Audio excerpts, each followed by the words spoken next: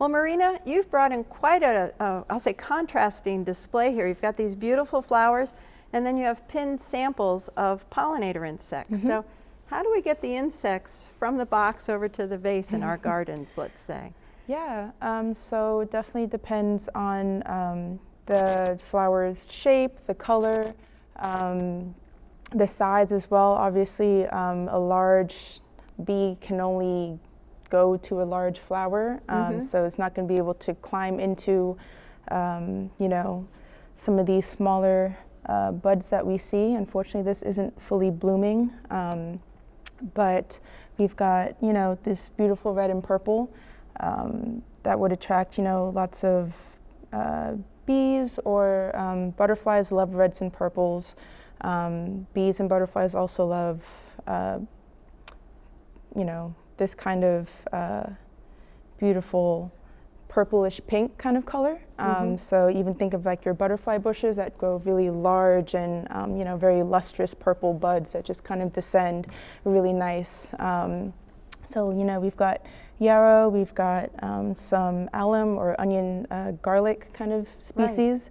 Right. These can also sometimes bloom white, but pollinators still love them. Yes. And we've got goldenrod, obviously per the name, very like beautiful golden color. They'll attract bees, flies, even butterflies will come to these sometimes too. And we've got mountain mint. Unfortunately, this is not in bloom, otherwise it'd be, you know, small white flowers, but they create this nice flat platform. Which so insects, we need to be able to have a place for insects to light on? Yeah, so a lot of insects, like bees and butterflies, like to have this kind of like flat platform that the mountain mint would create, or even some of this dill creates this nice kind of flat umbel, you know, type flat dome. Yeah, like flower. an umbrella, yeah. Yes. So for them to rest on while they collect nectar. And then we've got, of course, coneflowers that can come in purple, whites, yellows, just a large variety, just depending on, you know, which cultivar you have. So there are large, so small insects can come to them, large insects can come to them, butterflies love them, bees love them. Yes. Flies will come to them too, our lovely hoverflies that often look like, you know, bee impersonators. And of course our black-eyed Susans, which you can find everywhere. I love them. They're along the roadside. So you're saying color is an important aspect to consider, is to have a garden with a variety of colors? Yes, colors are very important.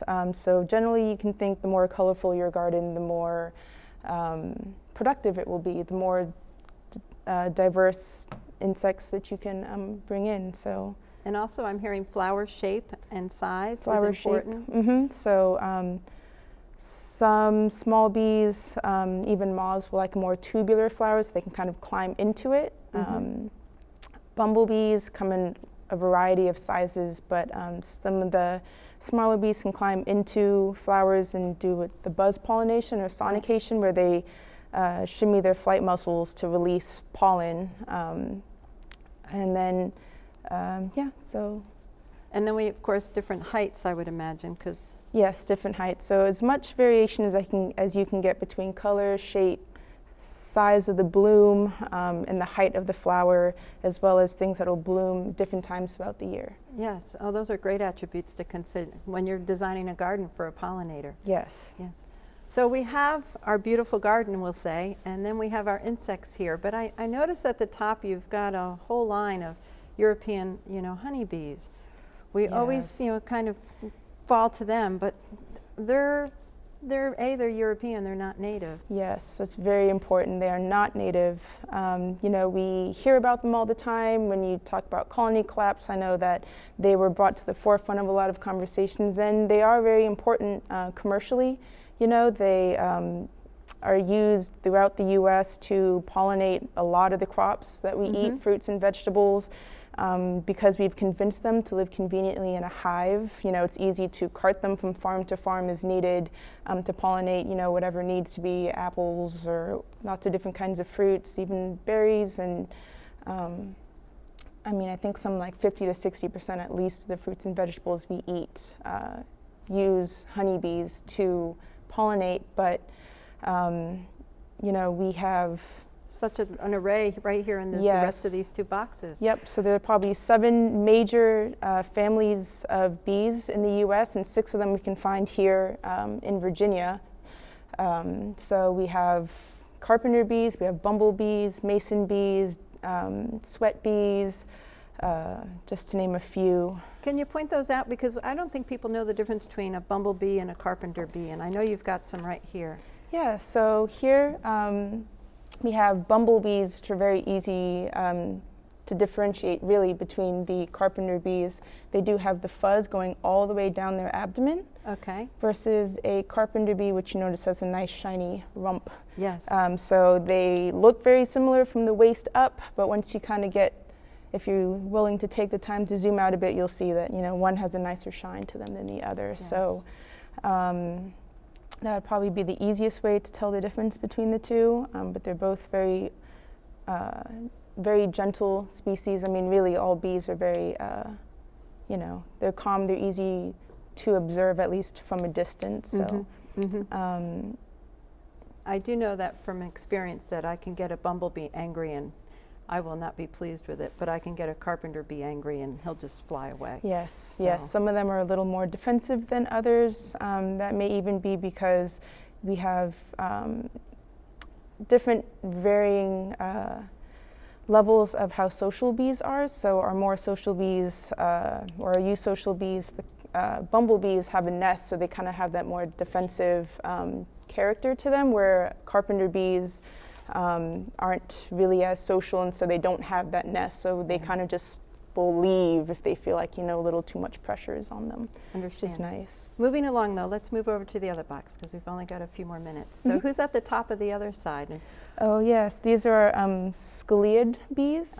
So they are very common to find. I find that they're very beautiful. I think sometimes they can be kind of scary. They do look a little wasp-like, but they are parasitoids or parasitizers of beetles, like our Japanese beetle seen here. I can see that little one beetle. Can you point it out for us? Yep. Just to, This one, nice green and shiny, but unfortunately not as cute as it may seem. yes. Uh, And then our beautiful little blue guys down there talking Yes, about our- fashionistas of the I the know, insect blue world. and pitted.